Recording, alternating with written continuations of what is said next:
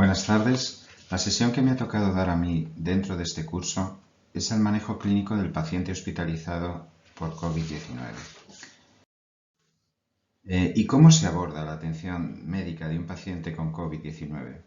Pues mirar, como la atención médica de cualquier otro paciente, es decir, mediante la historia clínica. Sí, tenéis que saber que tenemos que utilizar la historia electrónica de Jimena 4 y por lo tanto tenéis que estar familiarizados con el Jimena 4 y conocer cómo se hace la prescripción del tratamiento a través del programa Prescriptur. La primera parte de la historia clínica es la anamnesis.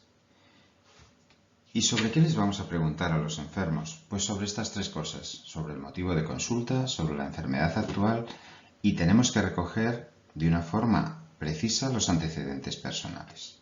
Bien, el motivo de consulta es una parte de la historia clínica a la que mucha gente le da poca importancia, pero en esta patología sí tiene especial relevancia. No es lo mismo que un paciente te consulte o consulte en urgencias por tos, fiebre y disnea y nuestro diagnóstico final sea neumonía bilateral en relación a COVID-19. Vale, todo cuadra, no hay más problema. Pero imaginaros que el motivo de consulta, y se da con mucha frecuencia, no es lo que hemos dicho, sino que es, por ejemplo, dolor abdominal, o dolor torácico, o síncope. Bien, cuando alguien viene por dolor abdominal, que no es un síntoma reflejado o que se da en la COVID-19, tenemos que saber por qué le duele la tripa. Es decir, tendremos que hacer un diagnóstico diferencial bien claro de ese dolor abdominal. Sí, está claro que va a tener una neumonía por COVID-19 por todas las pruebas que tenemos, porque tiene fiebre, porque tiene neumonía, etcétera, etcétera. Pero el dolor abdominal tenemos que filiarlo, porque si no nos comeremos colecistitis agudas, nos comeremos apendicitis agudas, nos comeremos perforaciones de víscera hueco, etcétera. Por lo tanto, el motivo de consulta es algo fundamental que tenemos que tener en cuenta en ese sentido. En cuanto a la enfermedad actual, lo que hay que preguntar al paciente es qué le pasa y desde cuándo le pasa, etc. Y es lo que vamos a ver a continuación. Dentro de la enfermedad actual es importante establecer el primer día en que se inician los síntomas, porque el tiempo de aislamiento que finalmente va a tener el enfermo se contará a partir de ahí. Hay otros motivos, fármacos, por ejemplo, como el Remdesivir, que van en un protocolo. El protocolo permite utilizar Remdesivir siempre que esté dentro de los primeros 7 días del inicio de los síntomas. Bien, hay muchas razones por las que ese primer día en que se inician los síntomas debe quedar reflejado en la enfermedad actual. Se deben describir todos los síntomas que presenta el paciente y su cronología, intentando distinguir el síntoma que lleva a consultar a urgencias por el motivo que decíamos anteriormente. Y hay que dejar reflejado en la historia los fármacos que ha tomado en su domicilio en relación a este proceso.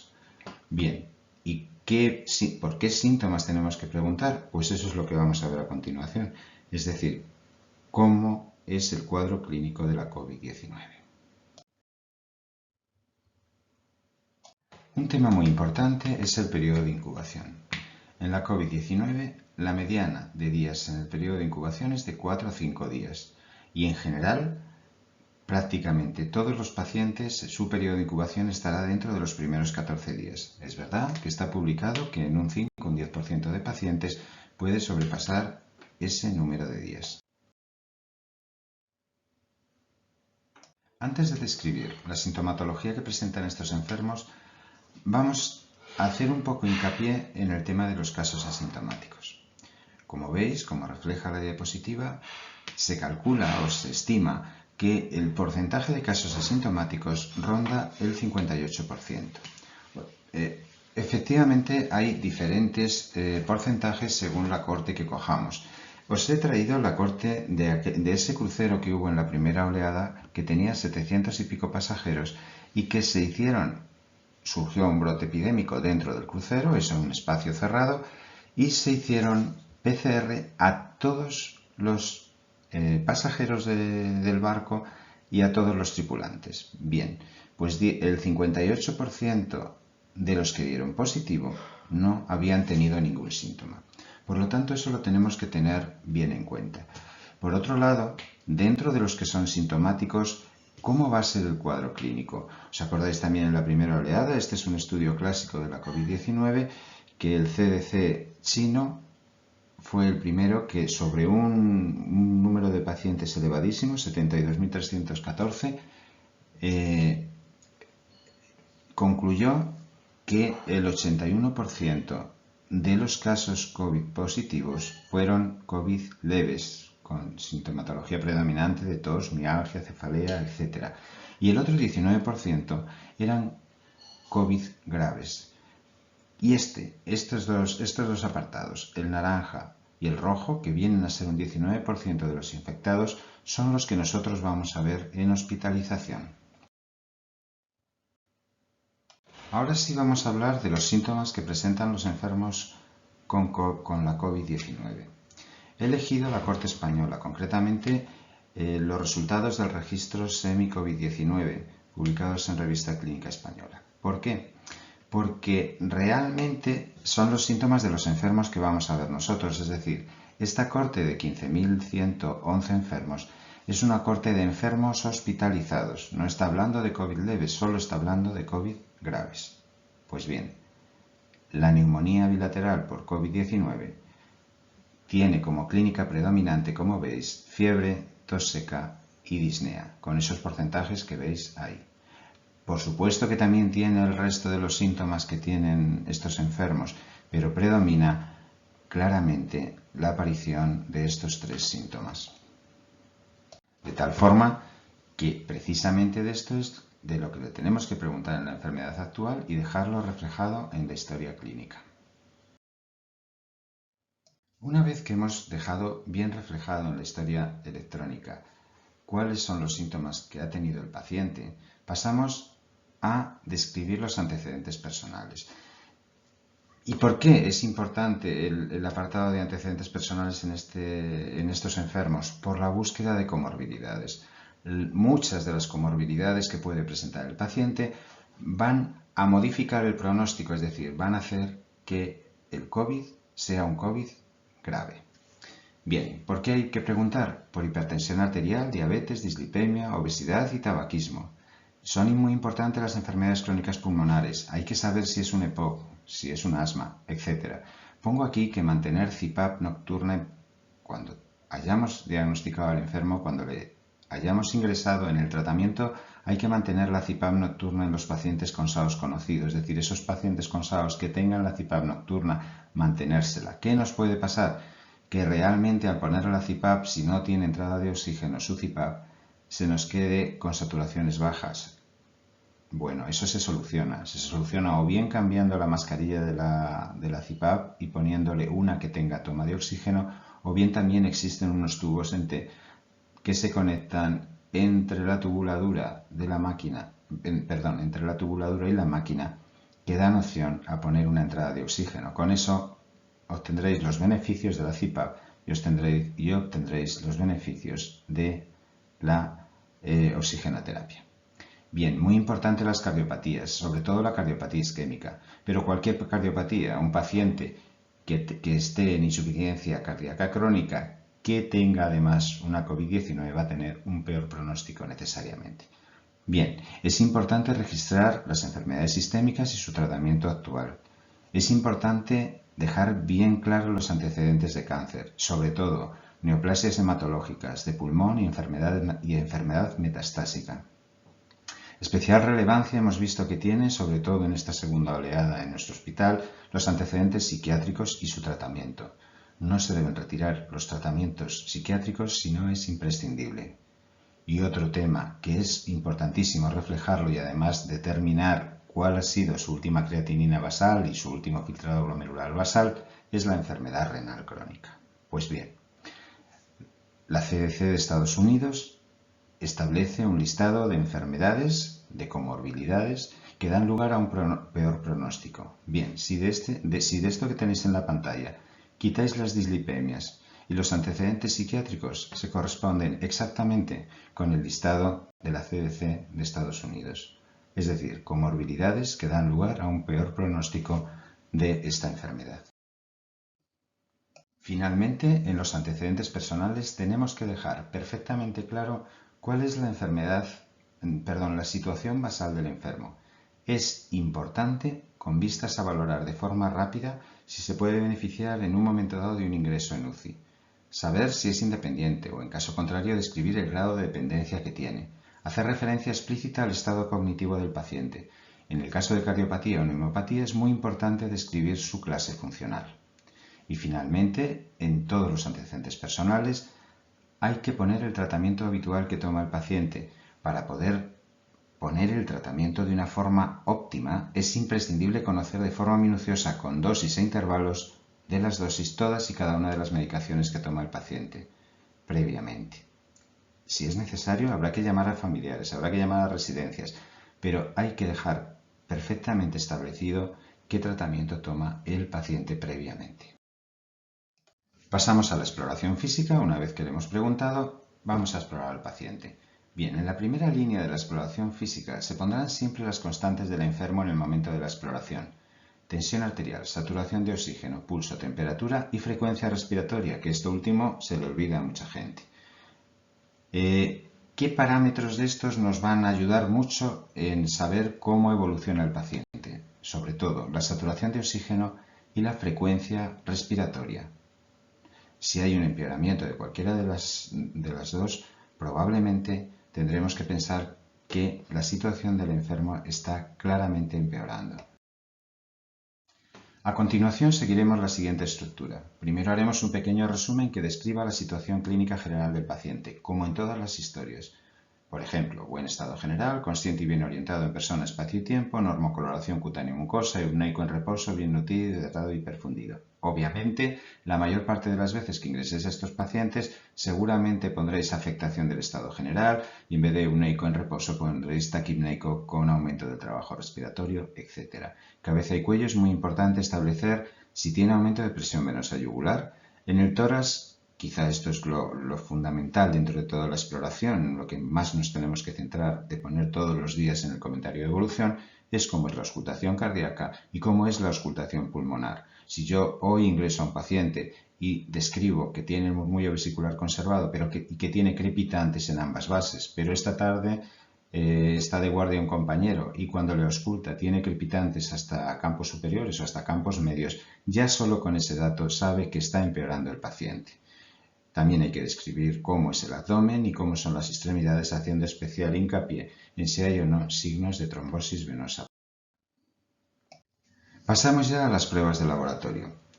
Cuando ingresa un paciente, desde la urgencia se le va a hacer el protocolo COVID, que es lo que tenéis en el lado de la izquierda. Vamos a tener un hemograma, una bioquímica general con perfil hepático, perfil renal, un estudio de coagulación, un dímero D, ferritina, proteína C reactiva, procalcitonina, CK y gasometría arterial.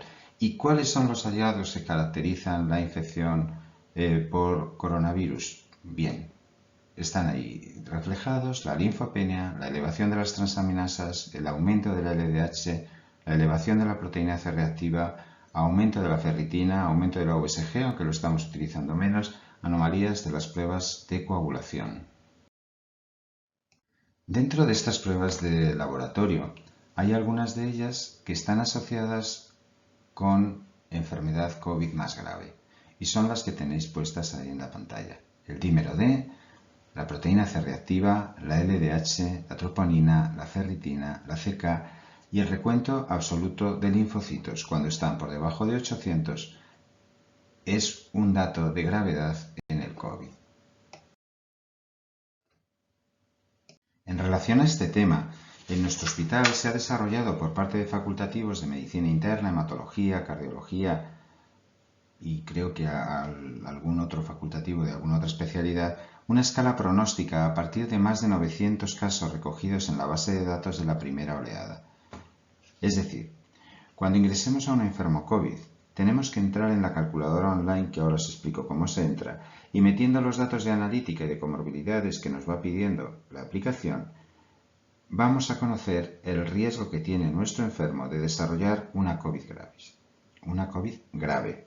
Es una herramienta extraordinariamente útil a la hora de decidir un tratamiento. ¿Y cómo accedemos a esta calculadora? Simplemente tendremos que ponernos en la página principal de nuestra intranet, de la intranet de nuestro hospital. Y yo os aconsejo, aunque se puede hacer de varias formas, ¿qué entráis a través del buscador?